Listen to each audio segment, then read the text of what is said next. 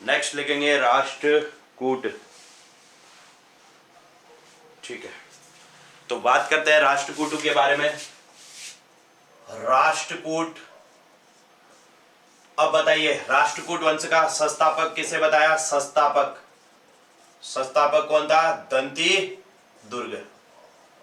ठीक है, दंती दुर्ग संस्थापक था। अब इन्होंने अपनी राजधानी चेंज कर दी थी। ठीक है, राजधानी इन्होंने कहां बना दी थी? तो इसको याद रखेंगे, मान्यखेत। राजधानी कहां थी? राजधानी मान्यखेत बनाई। मान्यखेत या इसे मनकीर भी कहते हैं, ध्यान रखेंगे, मान्यखेत या मनकीर। यहां इन्होंने अपनी राजधानी बनाई। संस्थापक हो गया, राजधानी हो गया। तीसरी बात सुनो, इनका राज्य क्षेत्र कहां था? राज्य कहां था? तो सेम वही होगा, महाराष्ट्र कर्नाटक में।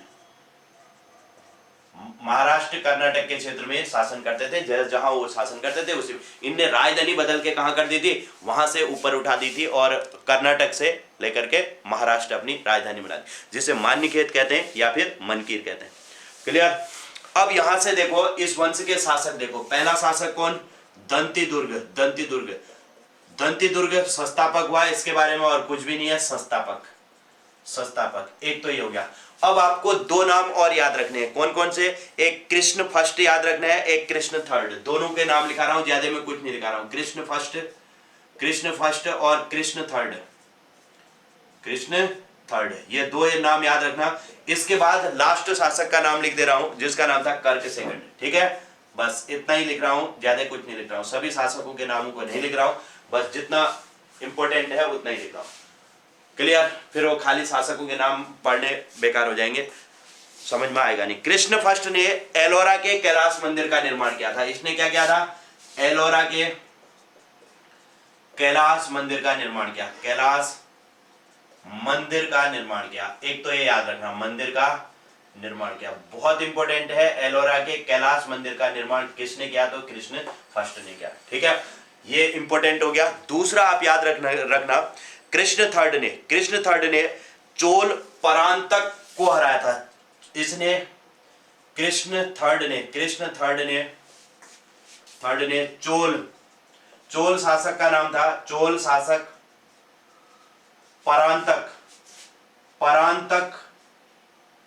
को पराजित कर रामेश्वरम कहां हुआ? वहीं तमिलनाडु में, रामेश्वरम में विजय स्तंभ में स्थापित किया था। क्या स्थापित किया था? विजय स्तंभ बनाया था। विजय स्तंभ में इसने वहां पर अपना बनाया था। ठीक है, उसे परांतक को पराजित करके वहां पर अपना एक विजय स्तंभ लगाया था। कर्क सेकंड के बारे में क्या कहेंगे? यह अंतिम शासक था।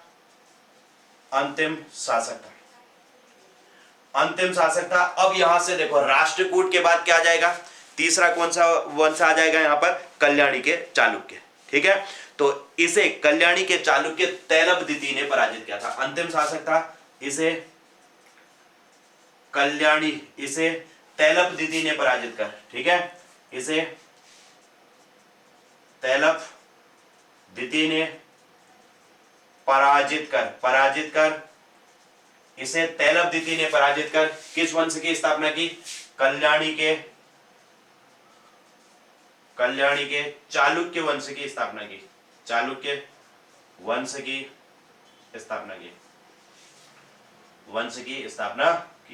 ठीक है, तो यहां से आ गया आप कल्याणी के चालुक्य। तो ये है राष्ट्रकूट के बारे में, बहुत ज्यादा कुछ भी नहीं है। संस्थापक दंती दुर्ग, राजधानी मान्यखेत, मनकीर, राज्य महाराष्ट्र कर्नाटक में। दंती दुर्ग संस्थापक, एक चीज इसमें लिख लेना, दंती दुर्ग के बारे में संस्थापक। और इसका एक पॉइंट इंपॉर्टेंट है, इसने क्या किया था? इसने हिरण्यगर्भ यज्ञ कराया था। हिरण्यगर्भ यज्ञ करवाया था। फिर आया कृष्ण फर्स्ट, इसने एलोरा के कैलाश मंदिर का निर्माण किया। फिर कृष्ण थर्ड ने चोल शासक परांतक को पराजित कर रामेश्वरम में विजय स्तंभ स्थापित किया था। रामेश्वरम में विजय स्तंभ किसने स्थापित किया पूछा जाता है? कृष्ण थर्ड ने। और कर्क सेकंड, यह अंतिम शासक था, इसे तैलब द्वितीय ने पराजित कर कल्याणी के चालुक्य वंश की स्थापना की।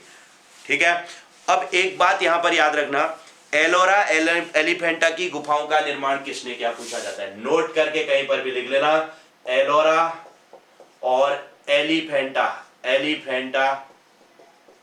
की गुफाओं का निर्माण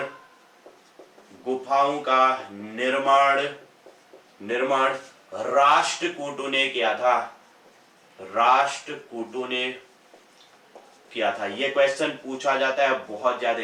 एलोरा एलिफेंटा की गुफाओं का निर्माण किसने किया था? राष्ट्रकूटों ने किया था। यहाँ 34 गुफाएं हैं, ध्यान रखेंगे। यहाँ कितनी गुफाएं हैं? यहाँ 34 गुफाएं हैं। पूछा जाता है क्वेश्चन, गुफाएं 34 गुफाएं हैं। अब इन 34 गुफाओं में देखो 1 से लेकर 12 तक बौद्ध, 1 से 12 तक बौद्ध, ठीक है, बौद्ध धर्म से संबंधित गुफाएं हैं, इनको ये ध्यान रखेंगे। और दूसरी बात 13 से लेकर 29 तक हिंदुओं की गुफाएं हैं। 13 से 29 तक हिंदुओं की गुफाएं हैं। और 30 से लेकर 34 तक, 30 से लेकर के 34 तक, टोटल 34 है ना, 30 से 34 तक जैन गुफाएं हैं।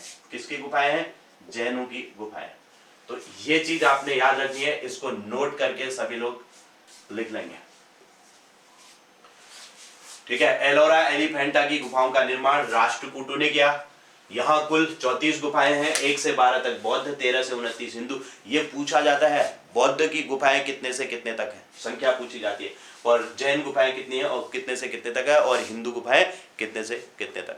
क्लियर? तो ये भी हो गया हमारा राष्ट्रकूट भी। अब चलते हैं इसके बाद कल्याणी के चालुक्य में। नेक्स्ट हेडिंग लिखेंगे कल्याणी के चालुक्य। करिए कंप्लीट जल्दी से।